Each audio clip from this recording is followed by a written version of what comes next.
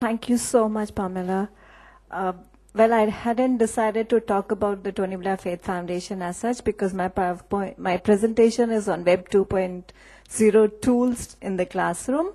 But since she's mentioned it, I'll just briefly introduce you to it. I work for the Tony Blair Faith Foundation, and we connect schools all across the world through video conferencing. And the students discuss Millennium Development Goals through the lenses of faith. And this is the foundation that was formed by Mr. Blair once he stepped down from PAR in 2008. So it's a very, very new organization, but the success of the program is huge. We have already got 180 schools all over the world part of the program and around 50 from India. So coming to my presentation for today.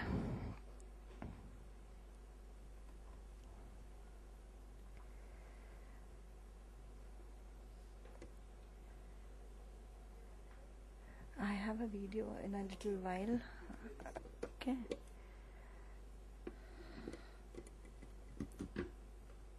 Okay. That's the role of e-learning to enhance subject knowledge of students.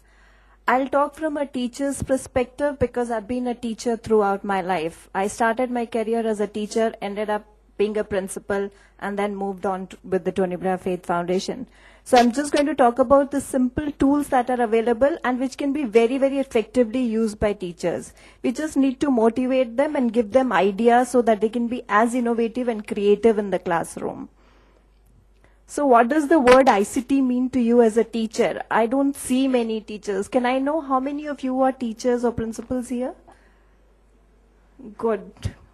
That's a good number. I'll come out with more definitions of ICT than that we all know. Information communication technologies that we say ICT means. To me, ICT means more than that. It means information collaboration technology. Today is a world of collaboration. When the world is undergoing such drastic changes and turbulent times, I believe information collaboration technology can also stand for ICT. Information connecting technology. We need to connect globally, maybe through video conferencing or any other materials, or like iRadio we heard in the last session. And it also means information cultural change technology. The world is undergoing a humongous cultural change as well. The globalization is bringing people together and the cultures are mixing. So which is the direction that we need to go? Future Lab does a lot of work in ICT innovation in education. And they say the best way to predict the future is to build it. So a new report visualizes learning in a world where technology is embedded in everything we do and raises some important questions for educators. Educators just need to use simple tools into their classrooms, which students very, very effectively use.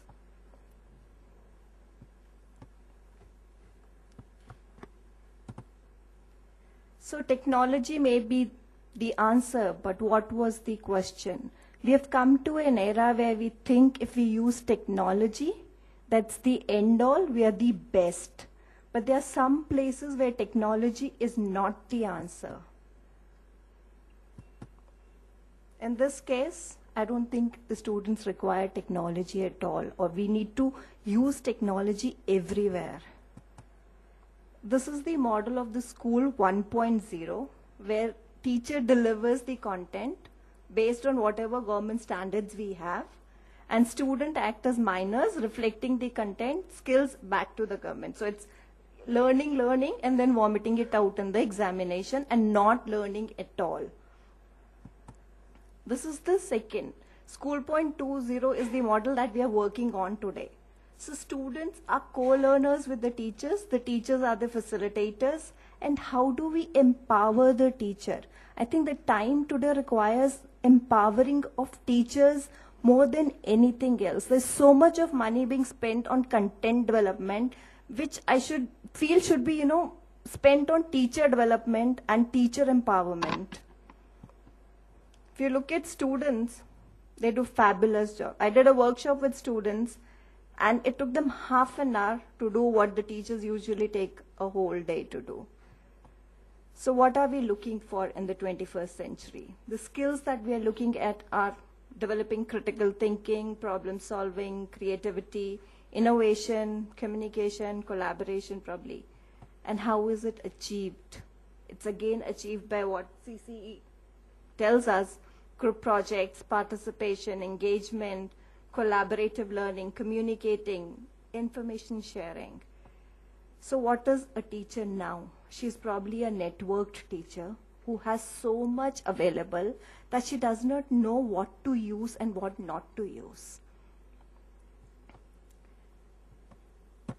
This was the process that was happening in school 1.0. There's a lot of input from the teacher. The process was very, very small, and there was a lot of output from the students. They would take what the teacher gave in and put it out. But the model now has changed to a small input, a lot of process work. Students engage, they work on projects, they work on researches, and then come out with an output. So how do we sustain this model?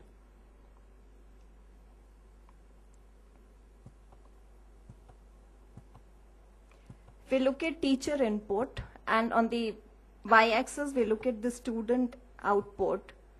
If the teacher input is low and high and student input is low and high, what happens? If the teacher input is high, the student input is high in a normal model, that's the lecture method. If the teacher input is high and student does not input anything, it falls in that quadrant. If both of them do not input anything, it falls in the low quadrant. But with technology aided or empowering the educator to use innovative methods of teaching, which can involve technology and can be beyond technology as well, there will be low input from the teacher, but there will be high input from the student. It's just how we empower. So should we be spending money on digitizing the curriculum? I'm sorry to my co-panelists, because all of them come from that world, and I don't mean to offend you in any way, but these are my personal opinions. I feel that should be rather spent on developing structures to enable educators to enrich the curriculum. How can they enrich the curriculum? I'll just talk about some tools briefly. Maybe using something like PhotoStory 3, which is a freely downloadable software from Microsoft. I have some movies which I wanted to show the audience, which have been done beautifully by teachers from US, Sri Lanka, India. If I have time, this is a story about the American history. We didn't start the fire, Bill Joel's song. And this was done by a teacher in America, Mr. Alsop. It's beautifully done. Then you look at YouTube. YouTube has millions and millions of videos. It was only invented in the year 2006, and the way it's being used is amazing. For thousands of teachers, YouTube is more than a modern-day video store. It's a chance to redefine traditional education by engaging students in a format more tailored to the modern age. These are some quotes that I wanted to read out, but I'll skip them. Then there's something called TeacherTube, which is again similar to YouTube, but TeacherTube is a video file sharing site where educators are encouraged to share lesson plans, tips, and other instruction-based films. We should make use of these. You can interact with your fellow colleagues all over the world. It's very, very simple to use. You just have to register in and you can start using it. There's nothing complicated on it. You can download the videos, use them in your classrooms as you like. There's YouTube EDU for higher university programs as well. Then there's a tool called Wordle, which is again freely available. I've put the websites there. They're going to be putting up the presentation on their website, so you can just take it from there, which makes beautiful slides for your presentations, which can be used in the classrooms. You can use Audacity to record your own voices in the classroom. It's a simple, freely available tool. Mind mapping can be done beautifully with this mind mapper. And why should we do mind mapping? I think as teachers, we've always used mind mappers, but in a primitive format. There's this software called FreeMind. You can download it to your system and save it on your system and use it offline. You don't need to be online. It's the same with PhotoStory as well. You can download it, save it on your system and use it. You don't need to go into online every time to use it. And you can create mind maps like this. That's the link where you can download it from. There's a tool called Zamzar, which converts any kind of files to a different format. So if you're not able to run an AVI file, you can convert it into an FLV file, into a flash file. So usually teachers get upset saying, it's an MP4 file, I can't run it into my classroom. Just go to Zamzar, upload the MP3 file, and download in whatever version you want. It could be an AVI, it could be an FLV, it could be any other QuickTime.